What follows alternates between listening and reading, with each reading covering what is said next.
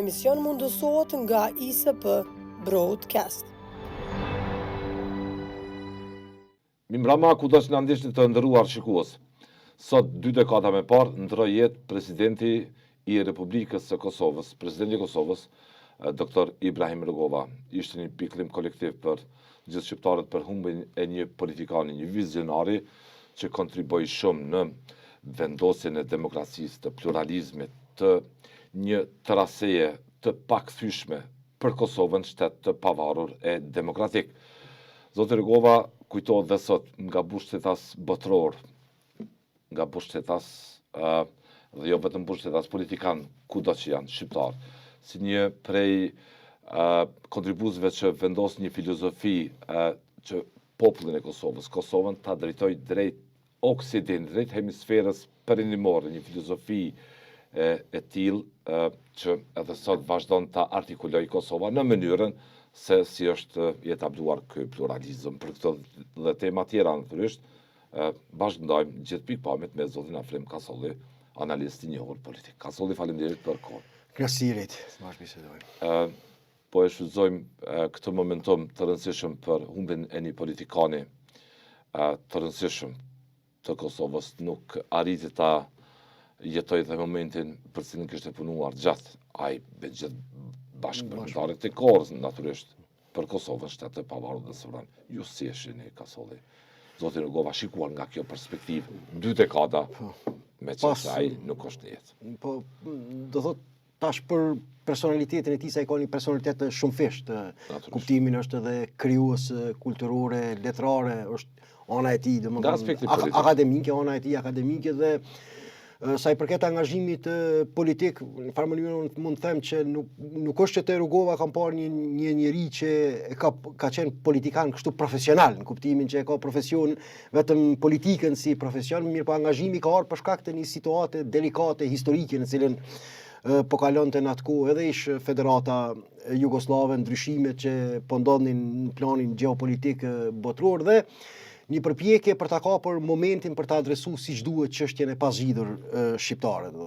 Dhe aty nuk është vetëm Rugova, të mirë me vesh janë profesor Agani dhe Recep Shosja, Ukshinoti, është një dyzinë jashtëzakonshme. Po prandaj se nuk do të kemi kohë, pra po tham me e zbërthy kretat dinamik të kohës. Nga dimensioni politik. Dhe po nga dimensioni politik do thotë mund të them që 2 kanë qenë premisat kryesore, do të mbi cilin e ka orientuar dhe që ka tentu, jo vetëm që ka tentu, por që është angazhuar maksimalisht që kolektivisht ta orientoj popullin shqiptar, e para që çështja shqiptare do të zgjidhet sipas parimeve demokratike. Do të përfaqësimi i demokracisë, sepse ishte viti 1989-90, shembja e universit komunist, përfundimi i luftës së ftohtë dhe triumfi planetari i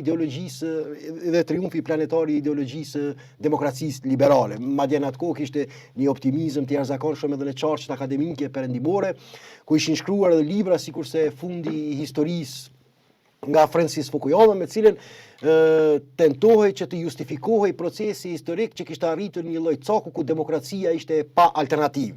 Do thotë ishte i vetmi opcion, kishte edhe vende teokratike, po e zonë si Irani, Kina, komunisti, mirë po në planin ideologjik demokracia më nuk mund të kontestohej. Dhe në këtë situatë, në këtë dinamik, do thotë, në përballë këtyre zhvillimeve, Ibrahim Rugova me atë plejat intelektualëve që u angazhuan në jetën politike, tentuan ta kapin momentin që ndallim prej përcaktimit serb që mbetën brenda kthetrave të nacionalizmit, të fashizmit, do ta kapin që kërkesat politike të shqiptarëve të jenë në pajtim me këtë imperativ global. Në mënyrë që të kemi përputhje të plotë ndërmjet asaj çka e aspirojnë shqiptarët e Kosovës dhe atë çka e proklamon perëndimi që duhet të jetë vlera përfundimtare politike dhe ideologjike. Dhe kjo është një lexim jashtëzakonshëm i situatës politike, jo më që kërkesat tona po e zonë të bëshin sikur Partia e Kurdistanit mbi narracionin marksist, sepse dështoi, kolapsoi ai sistem, në anën tjetër as mbi kaos fetare, do të ishte fatale kjo nëse do të bëjmë mbi kaos fetare, por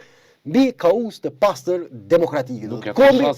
Kombi shqiptar, zgjidhja e çështjeve shqiptare në rajon, zgjidhja e çështjes shqiptare dhe demokracia shkojnë paralelisht sipas doktrinës politike të Ibrahim Rugova. Do të kjo vendosi e trasoj këtë rrugë që është i jashtëzakonshme dhe e cila u tregu vendimtare për ta përfituar mbështetjen perëndimore, sepse gjuha e cilën e ka përdorur Ibrahim Rugova ka qenë gjuhë e cila nuk ka mund të kontestohet dhe të sfidohet edhe nga diplomacia perëndimore, gjuhë e drejtave të njerëzit, e respektimit të standardeve demokratike, e sundimit të ligjit, e vetëvendosjes. Pra është gjuhë identike politike me atë që vetë perëndimi e ka proklamuar që është standardi i cili duhet të përfasohet nga gjithë bota në mënyrë që të triumfojë paqja globale. Pra në këtë drejtim, do të kjo filozofi e paqes me këtë thirrje perëndimore ka pas përputhshmëri të plotë dhe këtu i takon merita, pra po tham, jo vetëm Ibrahim Rugovës, por në përgjithësi këtij përcaktimi të këtij brezit të jashtëzakonshëm politik që e kishin nuhatur si duhet atë që është trend global dhe nuk ishin shuar në aventure me lloj ideologji që i kishte diskredituar koha dhe kishin pësuar kolaps përballë rrezatimit të demokracisë perëndimore. Tjetra, Rugova e ka ditur, jam i bindur, do thotë edhe raportin e forcave edhe në funksion më pastaj tek sa e ka ditur edhe raportin e forcave me Serbinë e tjera, e gjithë përpjekja e tij do thotë serioze, maksimale ka qenë që ta fitojë betejën e jashtme më shumë në raport me betejën e brendshme, sepse ka qenë koshient i vetëdijshëm që pa këtë fitore të betejës jashtme vështirë se do të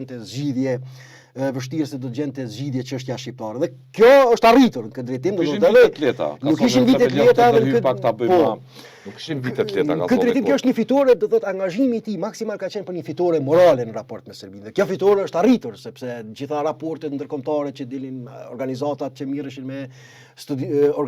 që mirreshin me monitorimin e drejtave të njerëzit në mënyrë të vazhdueshme përcaktonin dhe e definonin e tregonin domethënë shkeljen sistematike të drejtave të shqiptarëve nga aparati represiv dhe regjimi i Miloševićit. Pra, dhe që është kryesore, nuk është që edhe Rugova, edhe djetë, nuk është që se tash mund të hapim tema që kanë qenë edhe kundër bashkimit kombëtar e tjerë, mirë po kanë kalkuluar dhe kanë supozuar e kanë menduar që mbase ky opcion do thotë nuk mund të preferohet nga bashkësia ndërkombëtare, prandaj shqiptarët e Kosovës duhet bëjnë një kompromis historik me drejtën e tyre, po e quaj kushtimisht historik. Kompromis i madh thoshte Rugova. E ka thënë edhe vetë Rugova dhe u përcaktuan do thotë për një lloj pluralizmi demokratik kombëtar, dhe kështu po zgjidhjen e çështjes shqiptare.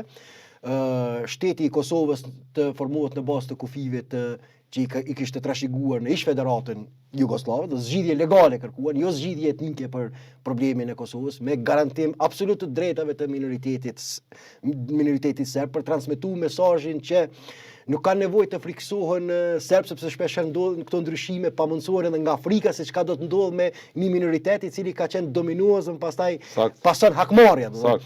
Mesazhi ishte i qartë që transmetohet që serbët nuk kanë pse të friksohen nga se do t'i gëzojnë gjitha privilegjet kushtetuese demokratike në shtetin e Kosovës. Tjetra, ajo që edhe e kuptuan qartë shqiptar, do thotë që të mos shndrohen në faktor destabilizues rajonal, që Maqedonia mbetet një çështje nevralgjike gjeopolitike, e cila mund të implikante përfshirjen e shumë shteteve tjera nëse do të kishte ndonjë shpërthim të ndonjë konflikti, dhe u përcaktuan për avancim të drejtave kombëtare në kuadër të këto vitet e 90-ta. Viteve të 90-ta, këtu orientime. Këto vitet e 90-ta, secili politikan ka përparësitë, por ka dhe mangësitë. Nuk ka diskutim, dopsi pa dopsi. Selim Burstetas, qoftë kontributori më me peshë në pikpamje historike, ka dhe përparësitë, ka dhe mangësitë. Ne po flasim për qartësinë gjeopolitike. Qartësinë gjeopolitike, absolutisht. Në pikpamje të brendshme, sipas veprimtarit tashmë të njerë Adem Demaci, Rugova nuk ishte i gatshëm për luftë. Edhe sa herë që kishte kritikuar Demaci Rugovën, ai asnjëherë sipas zotit Demaci nuk ka qenë i hatruar pse Demaci po e kritikonte. Për brenda natyrës tij është ekspozuar demokracia, fryma tolerante, paqja, figura e paqja, edhe toleranca ndaj mendimit të tjetrit. Edhe në raport me këtë aspekt, po nuk ishte i hatruar edhe me gjithë ata që kritikonin, me Demacin, me veprimtarët e kohës, kur Kosova ishte ardhur në situatën që të kap armet, periudha ku mbase ndau Rugovën me kampin tjetër. Ajo unë që mendoj, do thotë që ai ka tentuar në mënyrë të vazhdueshme të ruaj imazhin ndërkombëtar që lideri i shqiptarëve të Kosovës është i përcaktuar për paqe, sepse ka konsideruar vetëm kjo do ta detyrojë perëndimin, nga se sipas kalkulimeve që janë bërë, nëse nuk do të kemi mbështetje ndërkombëtare, vështirë se do të mund t'ja dilni mban për të avancu kauzën tonë kombëtare. Këtu është arsye pse Rugova asnjëherë nuk ka heq dorë prej këtij termi të jashtëzakonshëm, ka qenë një term me cilin është preferuar dhe ka operuar edhe besonte dhe ka operuar komuniteti ndërkombëtar duke e shpall paqen universale si qëllim final të demokracive perëndimore. Dhe kështu që arsyeja pse Rugova në vazhdimsi do thotë ka operuar me këtë term ka qenë që ta ruaj pikërisht këtë që gjuha e lidershipit politik të Kosovës të jetë në pajtim plot me gjuhën e shteteve perëndimore, në pajtim plot me atë të shteteve perëndimore, dhe mos harro se nuk është se nuk ka pasur kjo efekte në mobilizimin e bashkisë ndërkombëtare. Gjitha fjalimet, nëse i ndëgjojmë me vëmendje të liderëve perëndimor, kur deklarohen para opinionit të tyre për të justifikuar se pse po detyrohen të intervenojnë, e kanë pasur si referencë edhe për kushtimin pasor të shqiptarëve të Kosovës, por që Miloševiqi kishte refuzuar në mënyrë kategorike të dialogonte për restaurimin e të drejtave të mohuar. Dhe ky ka qenë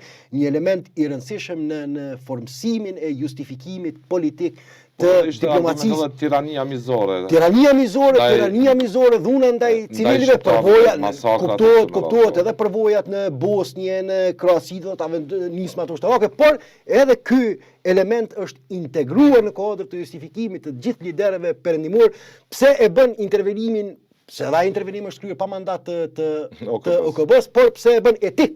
Do thotë pse të qëndrueshëm, pse konsiderohet njëri prej intervenimeve të para, lufta e parë etike e një aleance perëndimore në mbrojtje të drejtave të individëve, drejtave dhe lirive të njerëzit kundër një regjimi. Në këtë aspekt doktor Rugova kishte rolin e tij. Ja kishte arritur të thotë që gjumbi komunitet ndërkombëtar që ambicia e popullit të Kosovës nuk është tirania, është demokracia, është pluralizmi, drejtat dhe liritë themelore të njerëzit, është dialogu. Dialogu, absolutisht. Se ne po e refuzon të Milošević.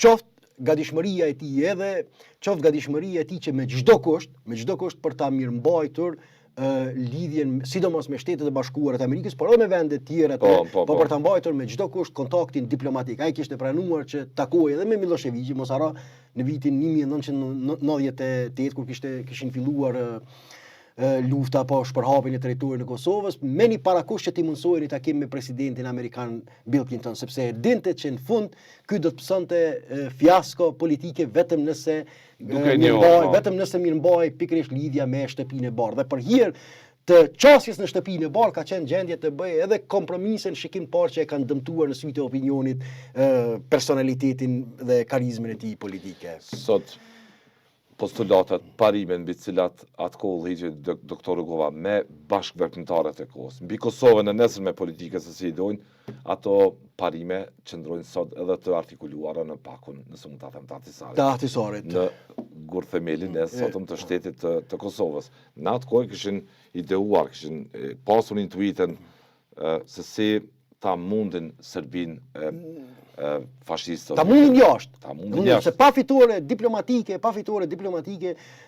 nuk do të mund të arrijë fitoria e brendshme. Ky ka qenë botkuptimi politik i këtij brezi, dhe unë mendoj që me gjithë gabimet që kanë, sepse nuk si shtatë dhe ju nuk ka lider pa gabime, me gjithë gabimet, shkarjet, mosmarrveshjet, hatërmbetjet që janë pjesë natyrshme e jetës ditore politike, kjo kauzë ka mbetur e pacënuar dhe ka trasuar rrugtimin historik të zgjidhjes së çështjes shqiptare. Dhe kjo nuk mund të mohohet. Ky dimension e rëndësishme është që shqiptarët në atë kohë nuk ranë prej skemave anakronike historike, për të menduar që variantet ekstreme të marksizmit, të leninizmit, e formave ndryshme të mobilizimit politik mund të tregohen efektive në ballafaqim me Serbinë, përkundrazi gjuha politike. Që kishin ato shikimi.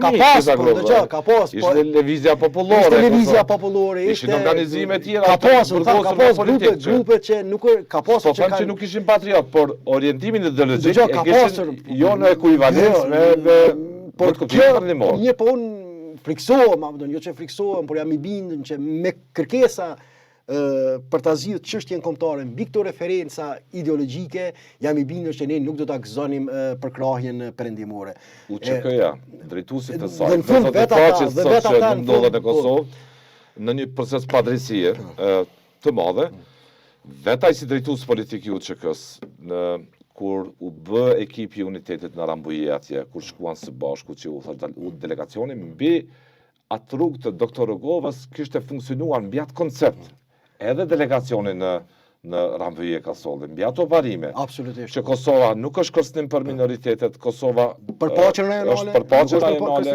Këto janë tri disa prej arritjeve kryesore, do thotë që u akceptuan, to kërkesa politike u akceptuan nga bashkia ndërkombëtare dhe në fund edhe bashkia. Një kohezion pat edhe nga UÇK, doktrina e saj publike, edhe kur luftoi, edhe se si u duk, edhe se si bashkëpunoj me natën. Një kohezion pat nga doktor Rogova në pikpame tjashme kom.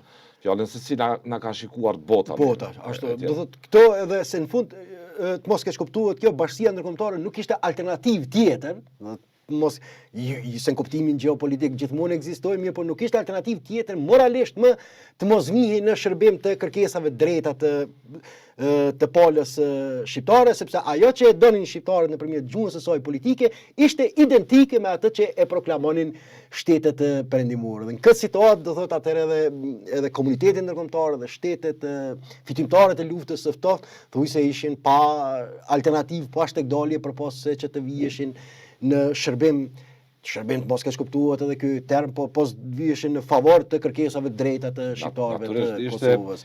Ishte periudha fundit kur doktor Rogova po rënkonte nga sëmundja të cilën vetë kishte komunikuar, udhëhiqte ekipin e unitetit.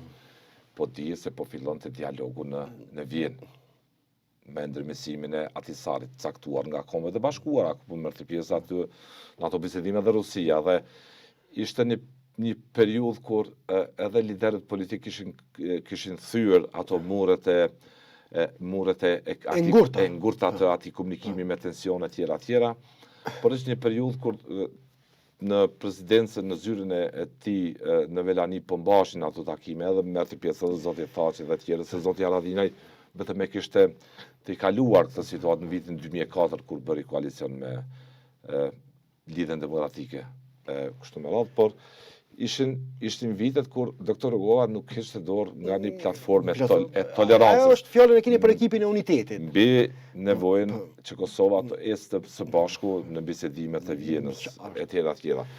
Po ashtu, një proces i rëndësishëm. Padyshim. I fundit pasi që drejtoi Rogova me gjithë liderët. Po që nuk arriti ta finalizojë. Arsyet dijen këto.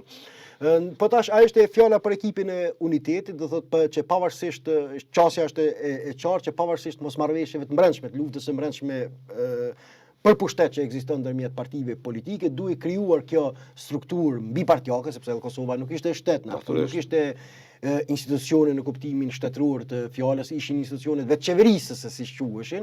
Një lloj uniteti i forcave politike, sepse thirrja vinte nga bashkësia ndërkombëtare për të hyrë në këtë proces e për t'i dhënë zgjidhje për të mos mbetur pezull statusi i Kosovës.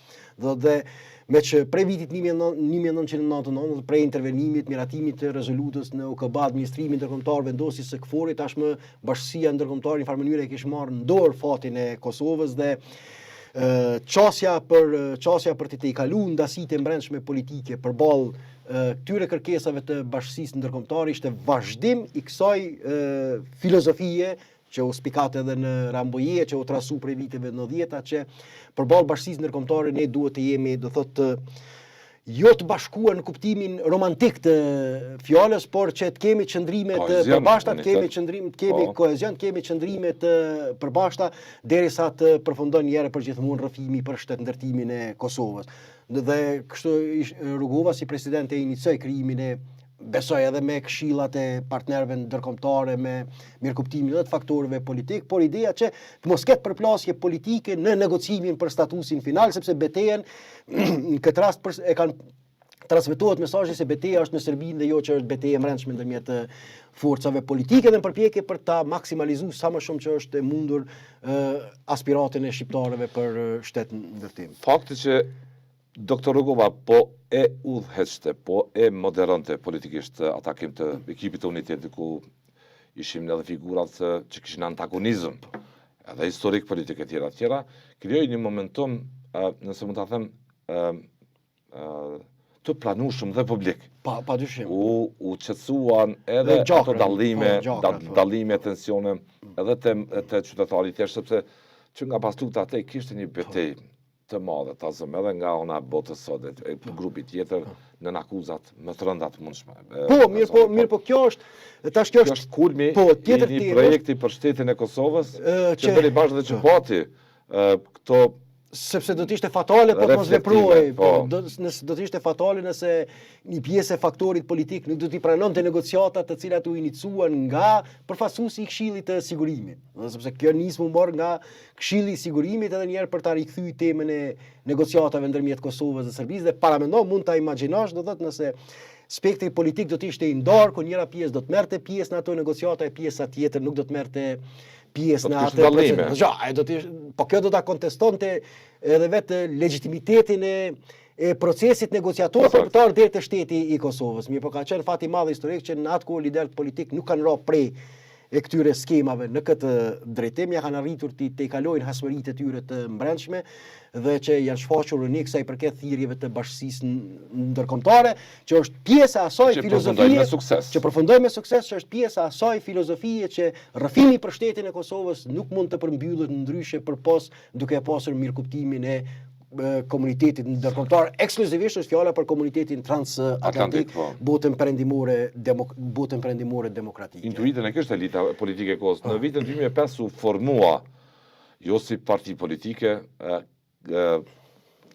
kanë një rrjet i organizatave shoqërisë civile që drejtojnë nga Albin Kurti dhe që me vonë vetëvendosi u bë parti politika, ai po e kundërshton të gjithë këtë proces. Prej vetëvendosjes, në kanë nuk në kanë s'ka pasur prej kohës. Kanë avokonte për liri civile. Për liri civile, për në raport tjetër, në raport me SED, në raport me gjithë, por si dolin e vetëvendosje po e kundërshtonte forcërisht këtë proces edhe të Vienës, duke mos besuar që Kosova mund të bëhet shtet. Sot vetëvendosje në Kosovë është partia kryesore politike. 20 vite pasi që rregova ndrojet, partia ti që prej vitit 2004 këtej nuk arriti të fitojë. Nuk arriti asnjëherë të fitojë zgjedhjet. Çka i mungoi LDK-s në këtë kohë? Po tash e humbi rrugën LDK-ja sipas jush. Unë mendoj që mas vdekjes Rrogovës do të LDK-ja në ndërkohë nuk ka arritur ta ketë një identitet të qartë brendshëm politik. Ajo që është vërejtur në lidhjen demokratike të Kosovës janë kristalizuar dy rryma. Dhe ende sot ato janë prezente, njëra rrymë që është parë si më e afërt me Partinë Demokratike e Kosovës, duke ngjallur zemrim tek elektorati i lidhjes demokratike të Kosovës, dhe gjithmonë ka dalur një grup tjetër i cili duke i satanizuar e i kritikuar udhëheqjen e lidhjes demokratike të Kosovës, në fund kanë përfunduar që të jenë më të afërt me lëvizjen vetëvendosje. Dhe sot e kësaj dite LDK-ja është ndërmjet po e quaj metaforikisht ndërmjet afinitetit më shumë ndaj PDK-s dhe vetëvendosjes, duke mos qenë në gjendje që të ndërtohet vetvetja. Edhe identitetin e vet ta ndërtoj identitetin e vet politik. Do thotë me kalimin e kohës, presionet duke ushtuar, LDK-ja e humbi rrugën në këtë drejtim.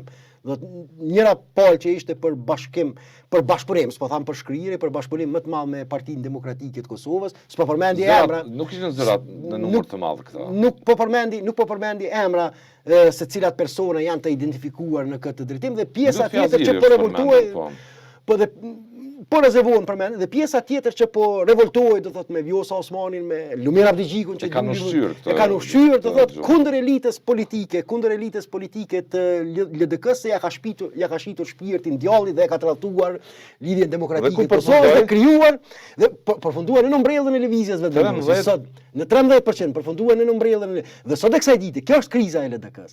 LDK-ja sot është ndane jo në kuptimin normativ të fjalës, jo në kuptimin publik të fjalës, por vreja do thotë ekzistojnë dy tendenca, ekzistojnë dy prirje do thotë ndërmjet një afrimi më të madh me PD-n ose ndërmjet një afrimi gjuhën e konfrontimit apo gjuhën e konsolidimit një identiteti për vetë partinë. Apo afrimi më të madh me lëvizje me vendosje dhe këtu ka ndikuar do thotë që këtë pjesë pa kënaqurve të elektoratit të LDK-s, të një pjesë të strukturave të LDK-s, ta glabroj lëvizja vetëvendosje dhe kjo i është hakmar lidhjes demokratike të Kosovës. Unë mendoj që LDK-ja nëse dëshiron do të dalë prej kësaj amullie ku gjendet, duhet ta çarçoj pozicionin e saj, ta kuptoj për çka qëndron ky subjekt politik, nuk mjafton më vetëm Duhet të përgjigjesh në këto pyetje elementare. Në këto pyetje nuk mjafton më thirrja vetëm në trashëgiminë e Rogovës, sepse trashëgimia e Rogovës i ka taku një lëvizje politike. Njëri më ai ka qenë lëvizje gjithkombëtare. Nuk jo parti në kuptimin sot modern të fjalës, është ai ka qenë një lëvizje e cila ka lindur si pasojë disa ndryshimeve. Ka mirë mbajt moralin, shpresën. Si pasojë disa ndryshimeve gjeopolitike në Kosovë.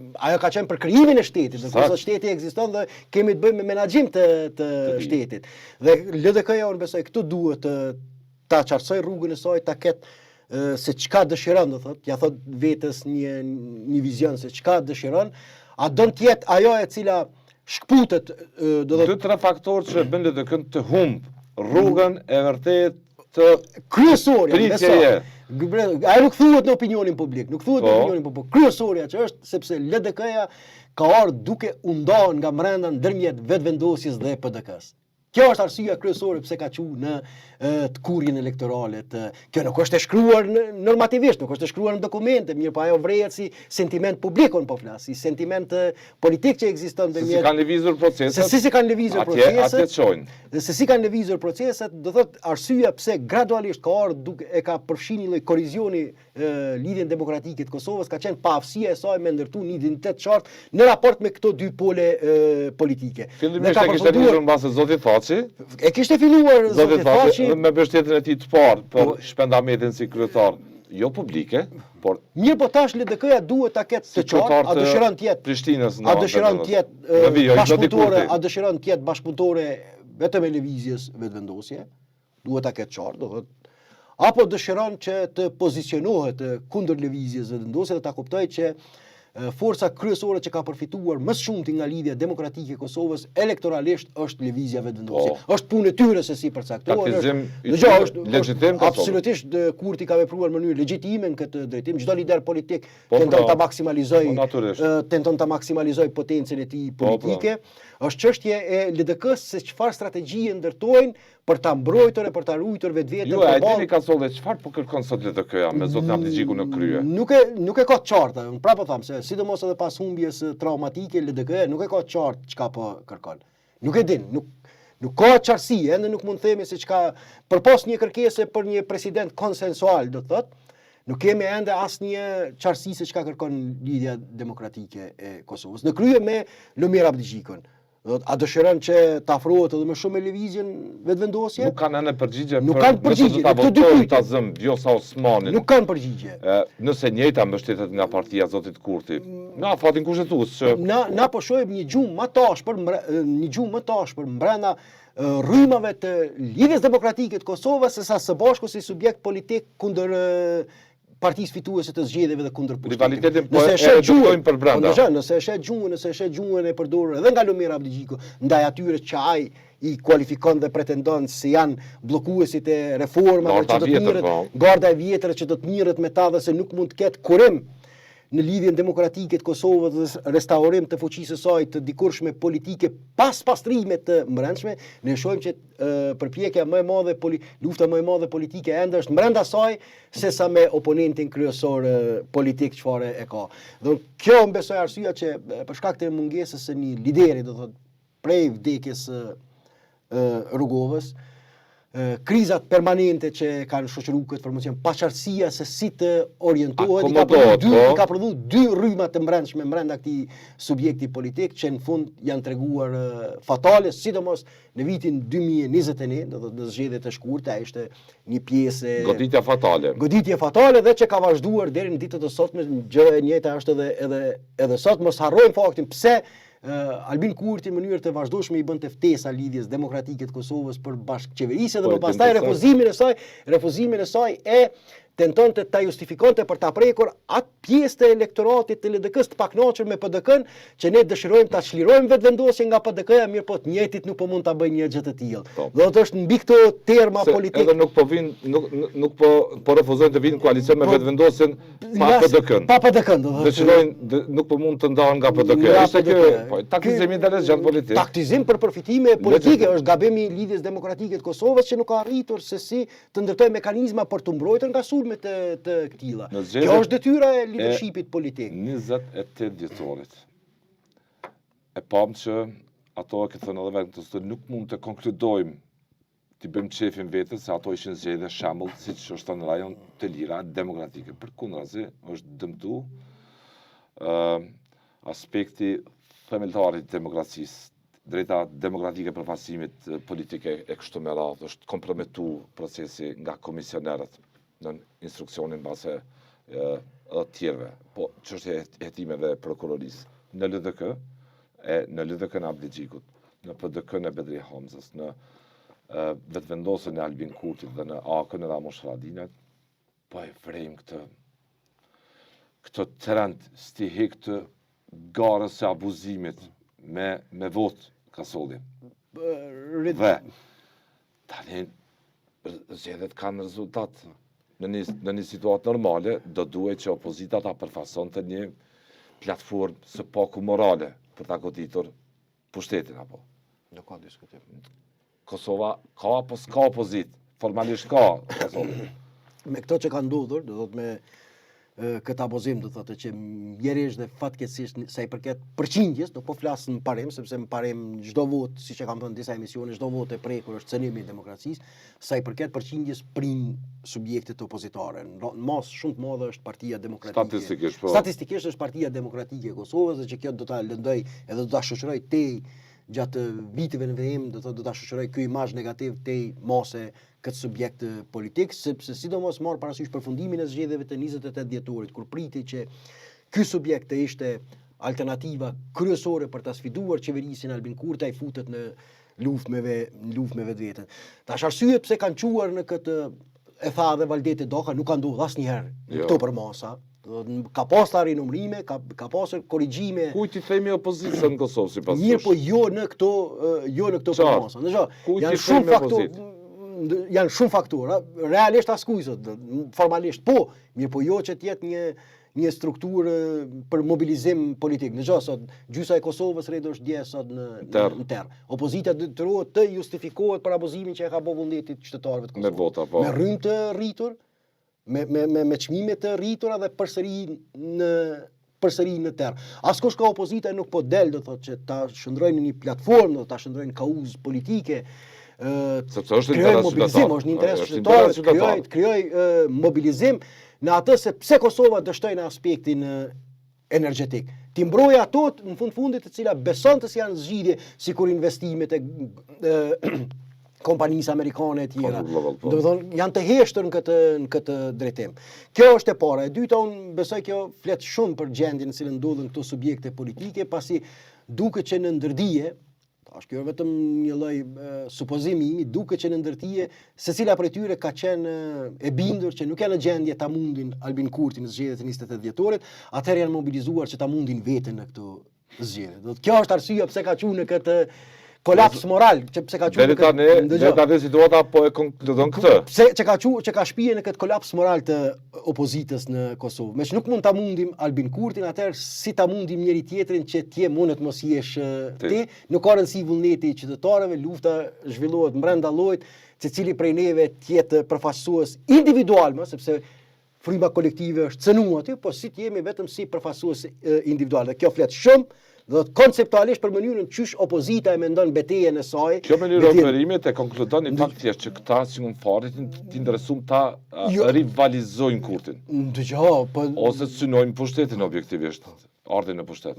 Unë kisha pas mirë kuptim, po e shtin thojë se sikur kish ndodhur një abuzim për t'ja kur pak vota të lëvizjes vetëvendosje.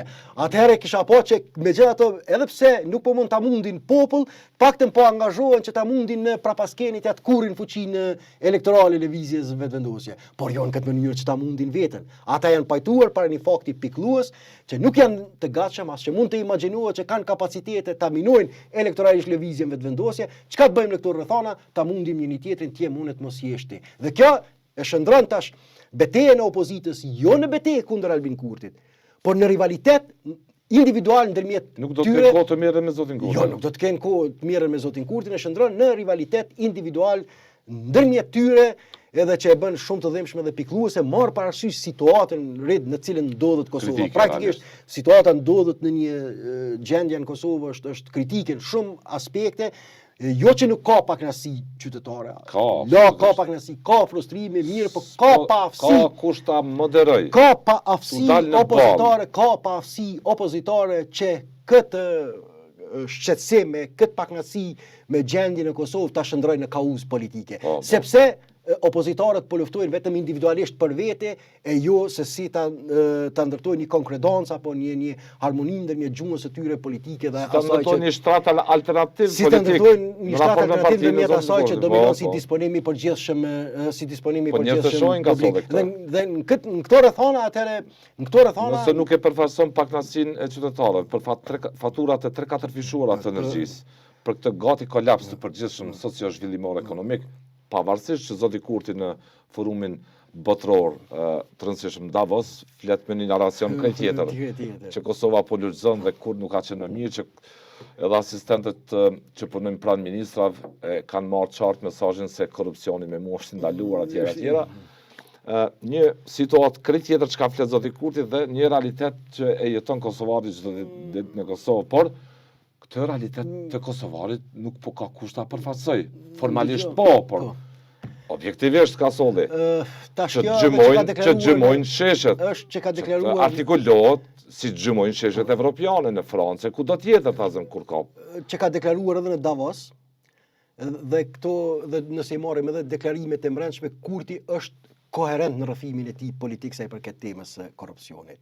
Të jemi qartë këtu, do thotë edhe që çarçoj edhe një pozicioni jo që jam duke i justifikuar, absolutisht unë jam kundërshtar i kësaj mënyre të menduarit, e konsideroj fatale për demokracinë, mirë po Kurti e ka bindjen që edhe këto akuzat të cilat ekzistojnë për korrupsion, nuk është se ka pasur korrupsion, por komplot kundër tij dhe kundër qeverisjes së tij sa i përket mbetjeve të ish regjimit të vjetër. Këtë drejtim do të problemi është te ministria tek institucionet e rrisisë që ende janë të kapura nga ish partitë e regjimit të vjetër dhe që po i shfrytëzojnë lloj-lloj struktura do thotë të nëntokës për ta minuar imazhin publik. Apo e ka taktizim nuk e di më brenda, unë po flas vetëm për atë 5 vite në poshtë ataj, duka një sistemin si operon ka solli. Dëgjoj, tash unë nuk e di si ai mbrenda se çka mendon. Unë po flas ai çuçi artikulon se si flet në publik është çështje tjetër ka solli, por a e ka taktizim këtë? Dëgjoj, unë nuk besoj që e ka vetëm edhe taktizim, sepse ai beson do thotë që janë grupet e brendshme armiqësore, do thotë me të jashtme që tentojnë ta minojnë e ta dëmtojnë imazhin e tij publik të brendshëm dhe të jashtëm dhe se më shumë se sa për korrupsion bëhet fjalë për komplot. Kështu që Kurti në këtë drejtim nuk e pranon që ka korrupsion në qeverisjen e tij. Ajo që ne shohim si afera korruptive janë saime, e ka thënë fake news, lufta hibride e mediave, gjithave, nuk ka asgjë të jashtëzakonshme. Kështu që në rrëfimi i tij i brendshëm nuk dallon. Dëgjoj, rrëfimi i tij i brendshëm nuk dallon nga ajo që ka deklaruar në Davos, sepse dhe Miranda ka thënë që s'ka korrupsion, nuk është kështu. Ekonomia kurs ka qenë më mirë. Kurs ka qenë më rritja ekonomike, rritja ekonomike më mirë, kështu që me këto shifra. Në këtë drejtim do thotë e ka mohuar disa herë, problemi është te institucionet e drejtësisë, nuk është problemi te qeverisja e tij, sepse kjo qeverisje ka mandatin, legitimitetin e popullit për shkak të pastërtisë që e përfason. Kjo është skema politike. Nga amerikanët në Davos aty, nga shtandi amerikan aty, nga diplomatët aty, dhe vrapoj minjëherë për t'i postuar ato takime, mbase si është një jo? Po si përpjekje që është në linjë me Shtetet e Bashkuara të Amerikës, në këtë drejtim për shkak të tensioneve që ka ndodhur kohën e fundit, por këto takime nuk janë të atij niveli çfarë i duhen kryeministrit të Kosovës të ketë bashkëpunim me Shtetet e Bashkuara të Amerikës. E rëndësishme që është, do thotë, nuk është që SBA vazhdojnë mbesin aleat të Kosovës, vend të cilët përkujdesen për sigurinë e Kosovës, pavarësisht tensioneve të kopaskoshme me leadershipin e vendit. Unë këtu do ta veçoja do thotë pritjen e jashtëzakonshme që u bë drejtuesi do thotë forcave të sigurisë së Kosovës, General Bashkim Jasharit në Ajova, dhe që tregon që në këtë plan Shtetet e Bashkuara të Amerikës dhe Kosova vazhdojnë të jenë partner shumë të rëndësishëm politike geostrategjik. Ndërkohë këto ajo që duhet pritje madhështore që është një kohezion i çështës që kanë shërbyer Ajova në planin ushtarak, do thotë, një që tregon për kushtimin e SBA-ve për modernizimin gradual të forcave të sigurisë së Kosovës dhe shndrimin e tyre në një ushtri. Po, apo merr Kurti me kollaj lak gjithë këtë proces tani, edhe kur opozita, thuajse e tëra, po bëhet me behane të dyshime për vjedhje të vota, për një gardë lufte brendshme të tyre, apo e merr Kurti tash me shumë kollajlak gjithë këtë proces. Formimin e vendit, formimin e qeverisë, çështjen e presidentit, çka do tjetë? Ridun i referohet... Kush do ta kundërshtoj? Dëgjoj. Kush do ketë fuqitë morale ta kundërshtoj? Jo, tash për momentin puna veç le të përfundojnë me koha, do thotë procedurat, sepse nuk besoj që do të ketë dikush i cili do ta kundërshtoj tash në këto rrethana pas kësaj që ka ndodhur. Ato që unë i referohem që është si sjellje publike, të gjitha partitë politike me përjashtim të lëvizjes vetëvendosje kanë lëshuar komunikata zyrtare për atë që ka ndodhur me procesin e abuzimit të votave. Vetëm lëvizja vetëvendosje nuk ka komunikat zyrtare. Edhe pse doli që ka, mirë po ky subjekt politik nuk ka dënuar. Refuzon që zyrtarisht që zyrtarisht. Kjo nuk është e rastishme. Nuk është e rastishme, sepse me ka reagime të individëve, të eksponentëve, edhe televizijës, po jo qëndrim zyrtar të këtij subjekti politik. Dhe nuk është e rastishme edhe kjo. Edhe në këtë drejtim, mesazhi është i qartë që transmetohet para opinionit publik që vjedhja është punë e partive tjera. Dëgjoj, është punë vjedhja e vullnetit, është punë e subjekteve tjera politike, lëvizjes vetëvendosje, ne skemi çka merremi me. Nuk janë pyetje për ne. Nuk janë pyetje për ne, nuk janë çështje për ne dhe ne duhet të vazhdojmë ta ndjekim rrugën e drejtë ashtu siç e kemi ndjekur deri më tani. Dhe shkurt fare se do doja të merremi më shumë, ndoshta nesër ka thonë me çështjen e bordit paqes, iniciativës paqes nisur nga gjyra vale presidenti Trump, kuftoi shumë president anëman botës, midis tyre dhe zonën Vjosa Osmani, presidentin e Kosovës, e pranoi që ka marrë ftesë dhe se e ka vlerësuar shumë këtë si ftesë në bordin e paqes për menaxhimin e një procesi kritik në lidhjet mesme të Gazatje. Dhe shohim shumë lider tjerë botëror, shohim shumë lider evropian, po ashtu që kanë refuzuar tashmë këtë ftesë. Kosova i thot po, Shqipëria i thot po. Natyrisht duke konsumuar procedurat se si tjetë pjesë e këtij procesi. Si është ne ju këtë moment për zonën Osmani, të rëndësishëm për ambicien e saj që vijoj ta kapitalizojë ambicien edhe me një mandat për presidente? Në fakt tash a do t'i përkthehet kjo në mbështetjen kuvendin e Kosovës, nuk e di sepse janë kalkulime tjera politike që po shohim ende të heshtërve të personin i cili është përgjegjës apo personin kryesor se çfarë drejtimi do t'ia vendit në raport me temën e presidentit. Kjo do të varet shumë në një moment ku pyetja mbas është legjitime. Është legjitime, pajtoni, por prapë them nuk di, unë do ta marr si një sinjal pozitiv për shtetin e Kosovës, dhe tash Vjosa Osmani është përfaqësuese e shtetit të Kosovës, është dëshmi që Shtetet e Bashkuara të Amerikës vazhdojnë të na trajtojnë neve për aq sa kemi mundësi dhe kapacitete si partner në nismat e tyre gjeopolitike për ndërtimin e paqes kudo në botë. Dhe fakti që si Shqipëria ashtu edhe Kosova marrin një ftesë të tillë, pavarësisht trazimeve që ka shkaktuar ky bord, sepse siç e përmendet edhe ju, do thotë disa prej shteteve kryesore evropiane, Franca, Suedia, Italia refuzojnë të pjesëkim me pretendimin se si tillë ky tenton të rivalizoj organizatës së kombeve të bashkuara, të krijohet një mekanizëm multilateral që është zëvendësues për këto institucione globale, mirë por realisht OKB-ja dhe ashtu është jo funksionale. Do të nëse në fundit nëse do të ketë paqja atje do të mbaret kryesisht nga vendosmëria dhe iniciativa. Aludimin këtu e kam po. Nga iniciativa dhe përkushtimi i Shteteve të Bashkuara të Amerikës, sepse jo pse OKB-ja ekziston si një strukturë formale globale. Nga sa e ka dështuar e njëjtën shumë vende të ndryshme të botës, nuk është që shquhet për menaxhim të konflikteve të këtilla. Kemi pasur rastin edhe në Bosnjë, edhe në Kosovë, dhe në Bosnjë kanë qenë prezente trupat, më dëgjoj, në Bosnjë kanë qenë prezente trupat e UNPROFOR-it, kanë qenë prezente trupat me të mandatuara nga organizata e kombeve. Dhe si përfundoi masakra në Srebrenica. Lufta u ndal vetëm pas intervenimit të komunitetit transatlantik në marrëveshjen e Daytonit. Dhe gjitha paqet, dhe gjitha vendet ku janë ndalur luftat, janë ndalur pikërisht kur iniciativat kanë qenë amerikane. Dhe iniciativat kanë qenë të këtij niveli, jo pse OKB-ja ka qenë garantuese e paqes. Është iluzion që të pritet ajo. Dhe në këtë drejtim Kosova duhet ta marrë si një sinjal pozitiv që ne po vlerësohemi si shtet si partner gjeopolitik i Shteteve të Bashkuara të Amerikës. Kjo gjë është për të përshëndetur, pavarësisht, siç i thamë edhe atyre hatërmbetjeve që i kemi në linjat kryesore, SBA-t, neve dhe Shqipërinë vazhdojnë të na trajtojnë zona influence amerikane. Të na trajtojnë si vende besnike ndaj saj me cilën mund t'i ndajnë përpjekjet e përbashkëta në garantimin e paqes në vendet e ndryshme të botës, që është më kryesore dhe që është na shohin si një vend që mund të kontribuojmë në paqe. Kjo është e rëndësishme. Nuk kemi konsumus sigurisë, po vend të cilët japin kontribues ndërkombëtar të paqes. Ai kontribut do thotë ai angazhimi i Kosovës, sado që të jetë, do thotë se marr parasysh në idenë cila është pesha politike për shtetin e Kosovës ishte e ri për imazhin ton, për mesazhin që çon zyra ovale president Trump, është më rëndësi edhe në raport me Horvatin që ka Serbia,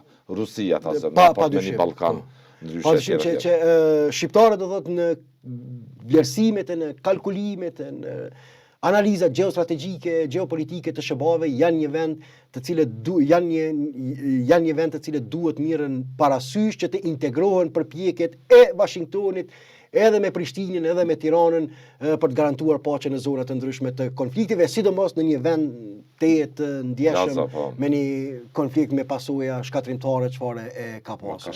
Shkatrimtare në aspektin human e tjera. Kështu që ne do thotë në këtë drejtim unë nuk jam prej atyre cinikëve, do thotë që tentojnë tash t'jen kritik. T'jen kritik, mirë, po kjo është interes për shtetin e Kosovës. Kjo ftesë është, se sa do të ketë sukses ky bord tash është temë tjetër.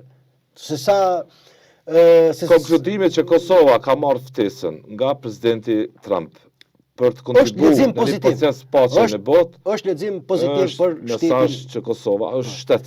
Është lexim pozitiv për shtetin e Kosovës dhe për trajtimin dhe mënyrën se me çfarë sy ende vazhdon të shihet Kosova në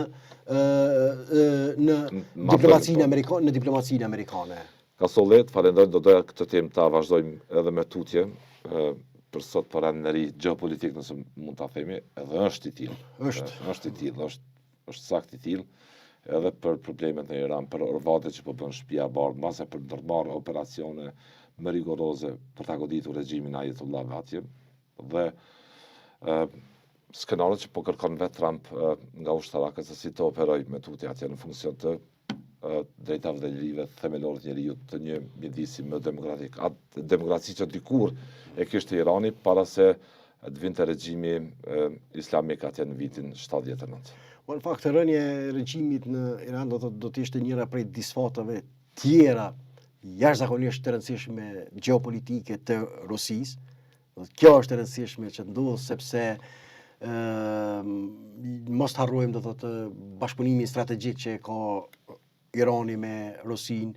Irani ende vazhdon ta furnizojë me dron Rusinë gjatë luftës në Ukrainë, dhe pas rënies së regjimit të Asadit në Siri, rënja eventuale e regjimit të klerikëve të Ajatollahut në Iran është njëra prej fitoreve më të rëndësishme të vendeve perëndimore, dhe po ashtu është goditja serioze gjeopolitike që e pson Rusia në këtë rend gjeopolitik. Pas humbjes në Venezuelë, humbjes në Siri, pas humbjes në Venezuelë, humbjes në Siri, kjo në Iran është jashtëzakonisht e rëndësishme që të ndodhë, a do të ndodhë tash mbetet se shihet ende nuk kemi se si do ndodhë. Mirë, po është në interesin e veçanërisht të shqiptarëve, sepse të kur tej mose peshën gjeopolitike të Rusisë. Unë po flas vetëm në aspektin gjeopolitik, do thotë në mënyrën se si interesat funksionojnë botë, jo këtë dimenzionet ideologjike, fetare, këto janë çështje për analiza tjera, mirë, po gjeopolitikisht dhe ajo që është më kryesore do të kishte një impakt jashtëzakonshëm. Prapë kam thonë që edhe lufta në Ukrainë shumë më shpejt do të përfundonte me ndryshime që do të mundohen në Iran dhe në Venezuelë, dy vende me rezerva të jashtëzakonshme të naftës. Integrimi i këtyre burimeve në qarkullimin tregtar do të ndikonte në uljen e çmimeve dhe në këtë mënyrë do të kolapsonte nga brenda ekonomia ruse. Po thome tjera. Do ta trajtojmë këtë temë nesër. Kosova dhe Serbia në dritë të pritjeve për rrezimin e regjimit të Ajetollahve në Iran, cila do të ishte pesha e Rusisë dhe Serbisë sot me në raport me me Kosovën, me një rajon që po mbahet në tension nga proksi i Rusisë, siç është Serbia. Nesër do ta diskutojmë. Dha mund ta ketë Kosova objektivisht një njohje të shpejtë, një normalizim shumë shpejt me njohje reciproke nga Serbia, nëse kemi një Rusi të dobësuar. Po ishin disa indikacione të nuk di sa ka nesër ka solli, po e rezervojmë nesër në mënyrë prej goditjeve në gjirin për vitet 90 atje, që bën presidenti amerikan Bush i vjetër, e me tutje si është rrëfimi amerikan në linjat mesme e kështu me radhë dhe do të vijmë atë Kosovë. Faleminderit ka solli. Ishte kënaqësi. Lutem.